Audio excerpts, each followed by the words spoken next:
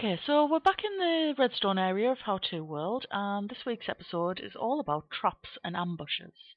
So I should have a glamorous assistant joining me shortly, who's going to be my little ragdoll. Oh, look, he's preempted us. He's up in the bit we're going to look at already. I am going to head up there now on my little railway. Whee! Hi! Hello! Oh, didn't mean to slap you there. Right, so what we've got up here is I've got a couple of really easy traps and a couple of intermediate traps and one insanely difficult one that I'm going to show you how it works, but I'm not going to tell you how to make it work, if that makes sense. What we've got first, we're going to start with the easy ones, the ones that you can set up and forget about and not have to worry about. And what we've got here is we've got a metal door, and we're going to put a pressure plate in front of it. So everyone will think that the pressure plate is just to open the door, but we will have it redstoned from underneath. And that redstone comes back to some TNT. So it'll blow up. Boom. Fun. So what I'm going to do is I'm just going to put a floor back in. This wouldn't necessarily be grass. This would be the floor of whatever. And if you can see here, the redstone is sitting 2 blocks down. We're going to put a block on top of that redstone, just as normal, and then we're going to put a pressure plate on top of that. Don't run yet. So, if I come back here for a nice little vantage point, and your uninvited guest is coming into your house, and he comes in, I would tend to have a chest somewhere. Oh, hello. I would tend to have a chest somewhere to make them hang about next to where the TNT is. Yes, I see. You're in pain. I think it actually damaged me more than it damaged you there. Ha ha ha, is it? Okay, so that's a really simple one. It does quite a lot of damage. It's not ideal. It'll do destruction to property as well as destruction to people. Thieves. What I've got in this next one, I've wired it exactly the same way. So there's the pressure plate. 2 blocks underneath that, there's the redstone. That runs under the pressure plate and it comes back. And it does a little dog leg over here. Oh, hang on. It does a little dog leg over here. It comes off to the side and comes up into, if you've watched the intermediate circuits, you'll recognise this. This is an infinite loop circuit. So the redstone comes up here, it goes into this infinite loop, and it feeds into this dispenser, which is filled with some arrows.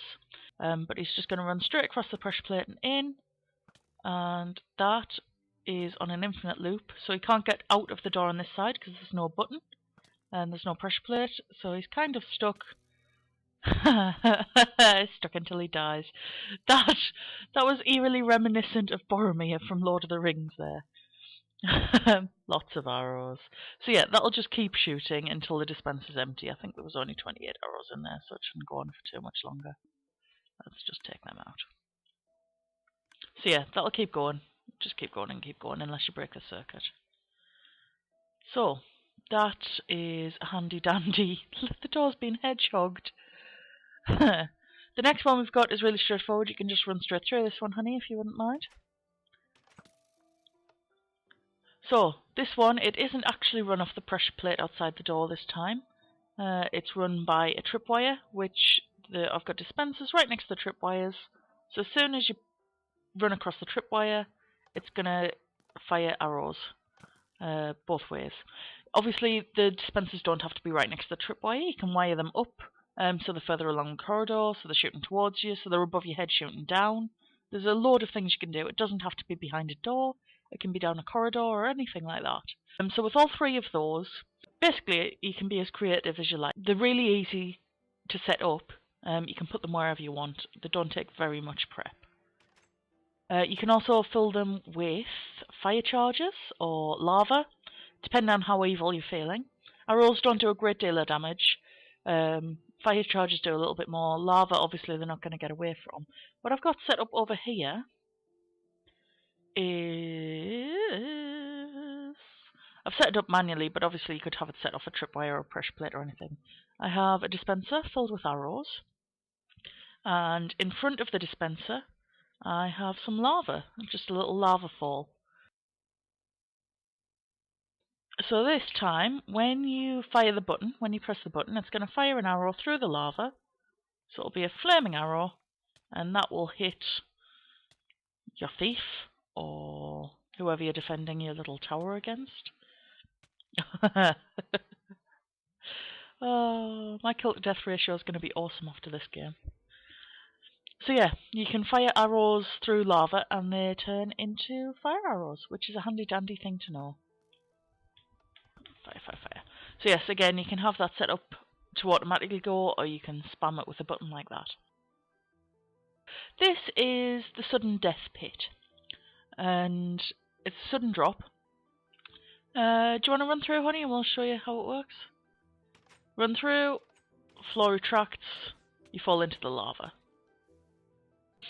Okay, so I've done half of it, so you can see it just looks like a normal corridor. And if we just have a look, it's not insanely complicated. It's just a little bit tricky and a little bit material heavy. But it's awesome. It works really well and it looks really quite impressive. So what we've got then is, all we need is redstone repeaters, some redstone, a couple of redstone torches and some sticky pistons. I've got all the circuitry sitting on iron blocks. You don't actually need it sitting on iron blocks. I just like putting it on something specific so that if I'm mining and I come to something in that format, so for example iron blocks here, I know that that's part of a circuitry and not to break it, because it'll mess something up. We're going to do the second half of this. They're exact mirror images, so everything that we do on this half, you would just duplicate for the other half. So on top of this block that I'm looking at, if you can look at the top of it for me, honey. So as you can see, the pressure plate is sitting just on the inside of the door there. One block underneath that, you're going to put some redstone, like so. So when you run across the pressure plate, the redstone lights up. What we're going to do then is we're just going to put 2 redstone repeaters, and we're going to put them on a delay, 3 ticks of delay for each. And that's just to give whoever's running in a chance to get well and truly into the corridor before the floor retracts. Because there's no point in retracting while it's still stood on the pressure plates. That would spoil all of our fun. So I've put the block of coal here just so I know where I'm putting the sticky pistons. And you work out where the sticky pistons are going to go by where your floor is going to go. So you can put your blocks for your floor in. So that would be here. Floor here. And then you know that when the sticky pistons are at full extension, they take up an extra block. So you can then cruise back along and put the sticky pistons opposite them, like that. So the sticky pistons need to be at the same height as the floor, but one back. And all we're going to do then is... Oh, I didn't bring a pickaxe. Did anybody bring a pickaxe? Nobody brought a pickaxe. This could take a little while.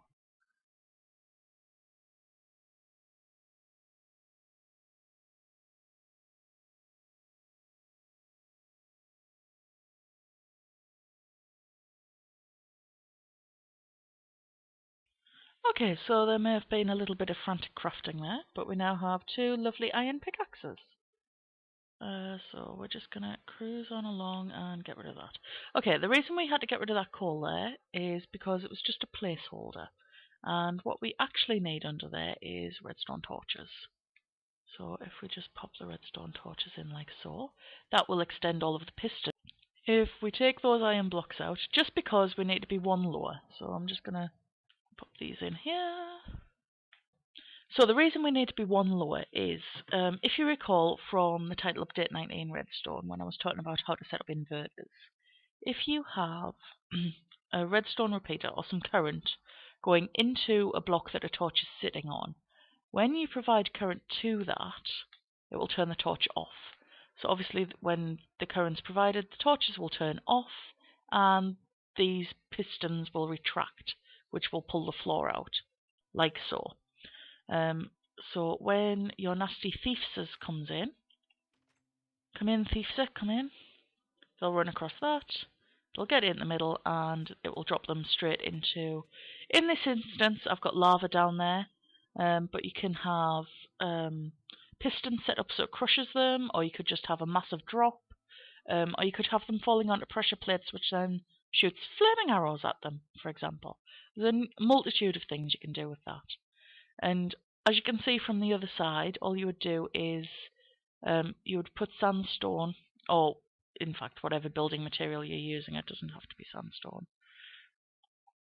Along here, so that hides all the pistons. So what you've really got is a 2 wide corridor. That's when this works best, when you've got it set up as a corridor, like so. If my little glamorous assistant goes to the door and has a look in, he should be able to see that that is, it looks fairly innocent, just a corridor. Not just a corridor. So what we've got next to it then, this slightly more complicated one. I'm gonna let him show you. As you can see, the side here is almost exactly the same, except what we've got is, I tell you what, you go and be a thief, honey, and we'll see it work, and then I'll do a little bit of explanation. So you go, ooh, look, lovely goodies. Our little thiefy goes, takes things out the chest. Greedy, greedy. Oh ho ho! And falls to his death. And then, oh, look, the chest has magically refilled itself. If I go and have a look. Yep, magically refilled itself, not only with the original treasure, but with everything he had as well. So if I take all of that back before he can come and get it. So, the way that this is working then is we're making nifty use of comparators here. Let me just give him this stuff back, because, you know, I'm nice and all of that jazz. There you go, honey. Ow! Now that was just mean. Okay, so the way that this works then is, rather than have torches powering the pistons on, we've got redstone running into the block underneath, which powers the piston, and that is constantly powered by this comparator. And this comparator is on because there is something in the chest in front of this block. So if I take that block out, that chest has something in it that reads through the block behind it. So you can put a block behind a chest and then put a comparator, and it will still read what's in the chest. So because there's something in the chest, if you remember from that Title 19 update video, the comparator reads the state of blocks. So because there's something in the chest, it provides a signal. That's boosted by a repeater just there, which is powering on the pistons on both sides, which holds the floor shut. Now, when our nasty thieves takes everything out the chest, so you would only have things in that you want them to steal, really, that look tempting. So diamonds or emeralds or iron or whatever. When they take everything out the chest, that stops providing a signal, which pulls the floor open. The next cunning bit, if I just take everything out the chest so I can get down to the bottom. So the next cunning bit is, when they fall to the bottom, you would make the drop deep enough that they die when they get to the bottom. But what we've got here is we've got hoppers which are all interconnected to each other, feeding into this bottom corner here. So when he hits the floor, his stuff immediately goes into the hoppers and gets passed to these droppers. What we have here is a full row of droppers pointing upwards all the way up, and then at this end pointing forwards and up into the chest, so it's pushing stuff into the chest from underneath. And when stuff gets pushed into this dropper at the bottom from the hoppers, we've got a comparator set up here.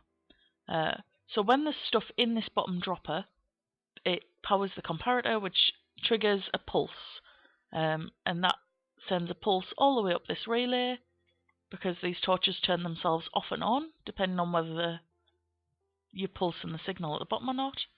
There's a little tiny bit of fancy footwork at the top here, just to make sure that this one directly under the chest gets pulse. If you want to see how to do that properly, let me know in the comments, or message me, or hit me up on PlayStation, and I will show you how to do it.